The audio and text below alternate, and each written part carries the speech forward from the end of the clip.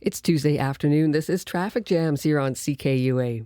In 1938, American neo-romantic composer Vittorio Giannini was commissioned to write an opera for a CBS radio broadcast. For inspiration, he looked to the 18th century French fairy tale La Belle et la Bête, also known as Beauty and the Beast.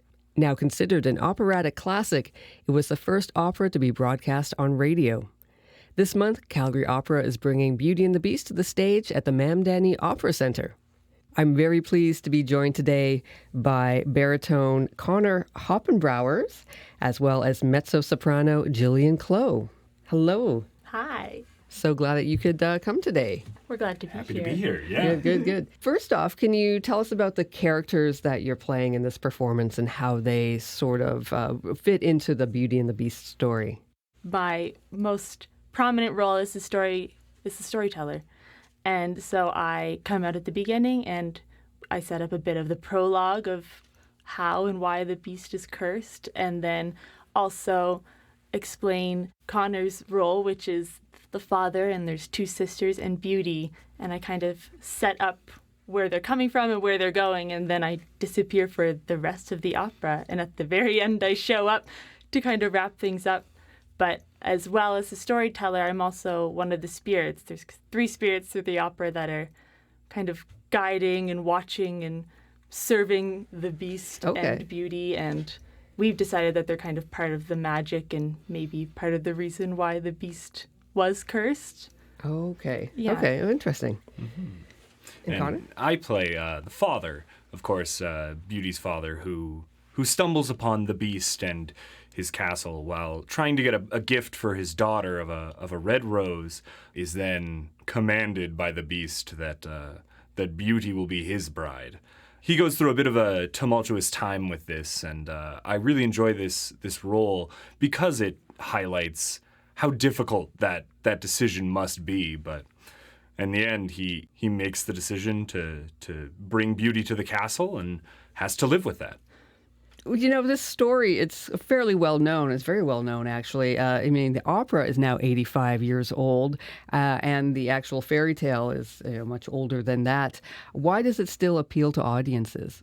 I think the lessons of being selfless and being, not being greedy are things that every parent wants to teach their child and something you want to instill in your children. And from a children's perspective, the story of this scary beast actually being good on the inside and kind of the magic that's involved and how good she is, I think that appeals to the children.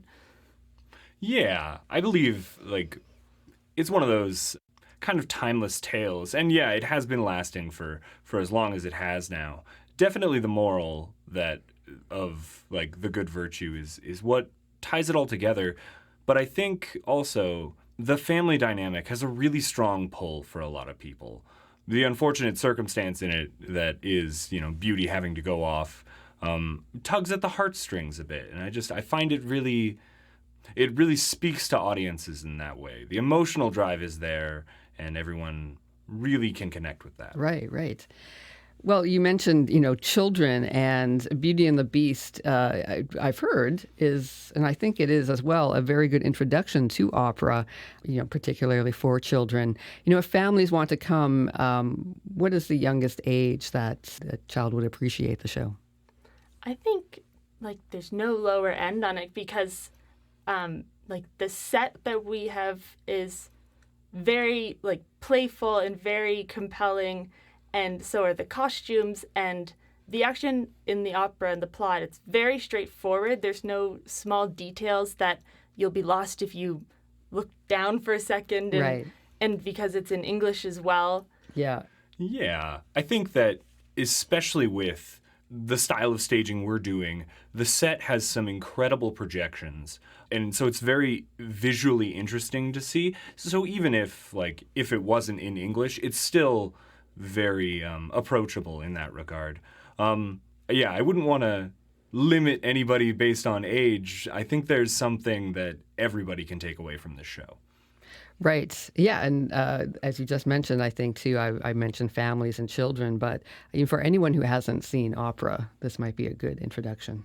Yeah, it is. Yeah, there's nothing like too kiddish about it. I think any adult would also enjoy it. And again, for the same reason where there's no long, drawn-out parts to the plot, and there's no lulls, and there's no complicated details that you're lost if you missed it. It's only about 45 minutes long, isn't it? Like 35. Yeah, it's a little bit on the shorter side, which makes it really approachable. We'll be doing the show and then a short question and answer period after. Okay. Yeah, a good chance for anybody to ask if they have any questions about performing arts or opera on its own. We like to create these little more intimate environments where people can ask questions at the end and get to know us a little bit, because we're here in our communities and we want to bring this art to as many people as we can. If people can't come to the Mamdani Opera Center to watch this show, there is a digital option. Can you tell us about that?